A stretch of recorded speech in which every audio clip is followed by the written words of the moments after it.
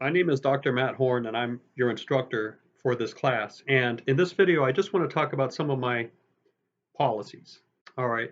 Um, a lot of these are common sense, but it's just good to get them in the open and talk about it. So let's go about the points in the class. There's another video for that.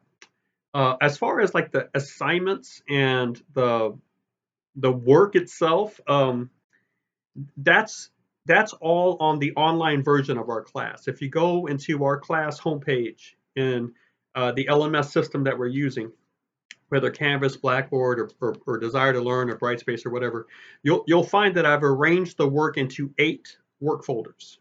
All right, and basically each work folder at the top in its title will tell you exactly when it's due, when the whole thing is due. You can turn it in early, but when you open up the work folder, you'll see a collection of assignments inside the folder. Now, those assignments do not have specific due dates because I've just put one big due date over all of them, and that's in the title of the folder. So try to get those 8 folders done and try to get them done on time per the dates that are in the titles. All right. So that's really where you're going to find the assignment work. There's really no list of assignments that I put in my syllabus. If you want to see that, you just need to get into our homepage and open up the folders. All the folders can be opened right now. You can look through all the work if you want to. So it's pretty transparent. Now, what about attendance and late work? All right. So sometimes the class is completely online, and if that's the case, I'll just track your attendance based on how well you're turning in those assignments on time, and I can actually see when a student goes into us to look at the class. I can see when you log in, when you log out. So I want you to be involved in the class at least twice a week, and that's usually what I consider perfect attendance. If this is a hybrid version or a land class, by that I mean it's just meeting on land, it's probably going to have an online version to it, the same class, because all the assignments are online. It's just a whole lot easier for me to do that. It saves all the copying. Uh, Things don't get lost. You can log into your computer, do the work. So even in land classes, the work is going to be online. Now, if it's a land class, I'm going to be there having discussion about the online work, but you'll need to be getting into the online version of the class and doing the work there. But because the class is structured so that if anybody gets sick or has to miss weeks at a time, I've had students that are in hospital or taking care of family that are in hospital, or all of a sudden they have to take an extra shift at work. They're all, there are all sorts of reasons someone might need to stay away from my the physical class if it's a land class or a hybrid class for weeks at a time. And if it's a good reason, it's a good reason. You need to be balancing all the responsibilities in your life. I understand that. So I want to be sure that everyone has the opportunity to work online if they can't make it to class. And so all the videos of explaining the assignments are going to be there, videos helping you think about topics, about your research work. It's all going to be there for you. And if you actually feel that that is enough and giving you the learning that you need and helping you manage a busy life, then I don't mind if you do most of this class online. I just need to see the assignments coming in on time, and I need to see you involved in the class, watching the videos at least twice a week. So even for land classes, I take attendance via online participation. Okay. Um, as far as late work goes, turn it in. I'll always give you credit for work that comes in. The absolute deadline is the last due date of work folder 8 because that gives me about 2 days before I have to submit grades officially. So I really want everything to come in by the end of the course, which is going to be the last due date of, or the due date of work folder 8, the last work folder. That is sort of rock solid. If you're a couple days late with one of the other folders, or even more than that, and you have a good reason. I mean, you got sick and you needed to sleep for 4 days. I'm not going to question that. You go ahead and sleep for 4 days, get back online, watch the videos, try to catch up. get your work in, I'll grade it, we keep on rolling. You see what I'm saying? So yes, I do take late work. Um, please be careful though, because if you have a lot of assignments outstanding and then you try to get them all in the last week, I'm not going to have a lot of confidence that learning has taken place. It feels a whole lot more like cramming, and I don't know if you're really going to learn or grow the way you should. And I don't appreciate having to do all that, new grading at towards the end of the class. So do try to follow the deadlines. They're really there to help you balance out the work of the class. I kind of look at all the whole workload and try to divide it into 8 sections and say, hey, carry this load for the first work folder, and then carry this one for the next, and don't try to pile too much. It's a it's a nice balancing out way of doing it. So I highly recommend that you keep to the due dates.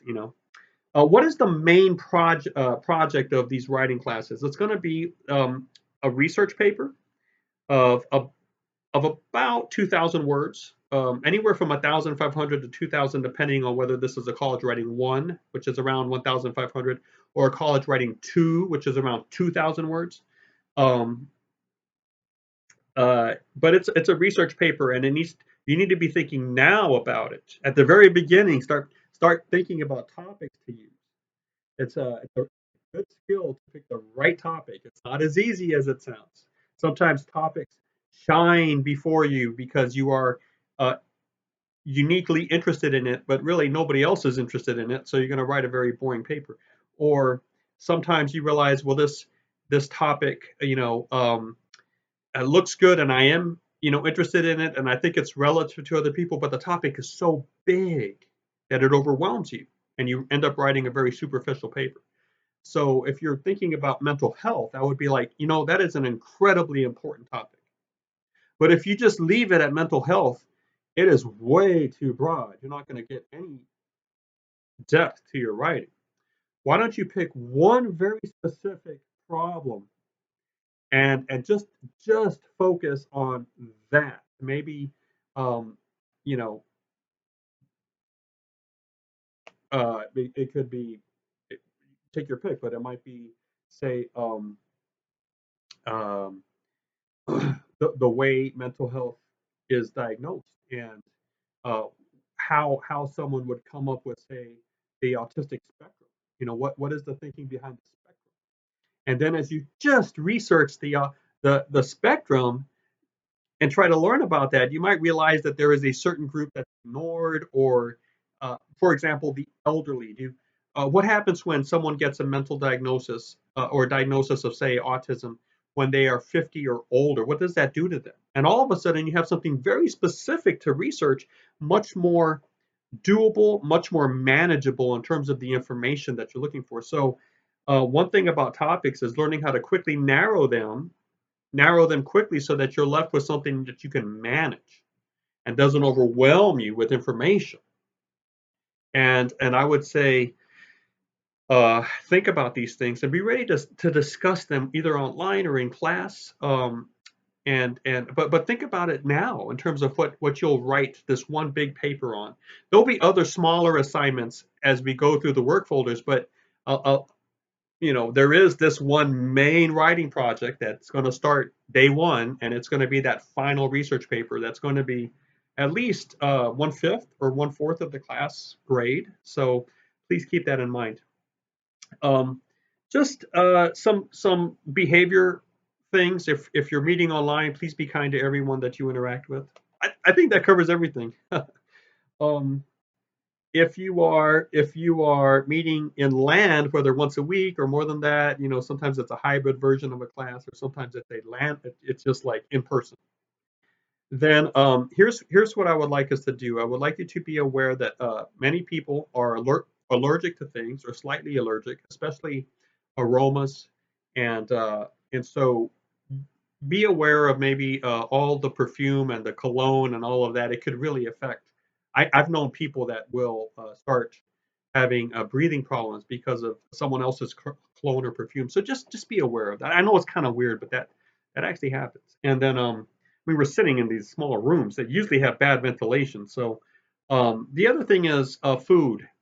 I know we're very relaxed about a lot of things now, but I want us to keep major food out of the classroom. If you're trying to eat a meal, why don't you sit in the hallway or at a nice table somewhere, finish the meal, then come to class.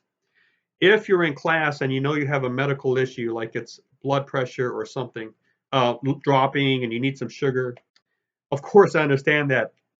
Get it out, open that wrapper up, eat it up, but please let's keep any sort of crumb situation, any sort of constant munching and drinking. Let's just get it done before we come to class. All right. If you have a water or coffee or whatnot, please put it on the floor or make sure there's a lid on it because if you spill it, it can ruin somebody's computer, probably yours, or it can go onto the notes and impediments. The the the, the workspace of someone else. It's just a good idea to keep the top on. You know what I'm saying? Um, all right, that covers a bit. I mean, everything else is kind of common sense, right? Don't lie, don't cheat, don't call people names, don't hit people. Just be kind and be respectful. Easier said than done, I know, but let's all work together on this and create a good experience for everyone. That they're going to be able to look back not only recently, say 2 or 3 months down the line, and say, "Hey, I actually learned something there, a couple things. Wasn't a complete waste of time." But more especially 10 years looking back, we want everyone to say, "Hey, that place was really a good place," and some of those teachers, or more than some, all of them, hopefully really cared about the student and really tried to provide a great, true learning experience. Um, and part of that is just making sure it's a safe spot. That no one is is just making someone else feel uncomfortable. Hey, thanks for watching the video.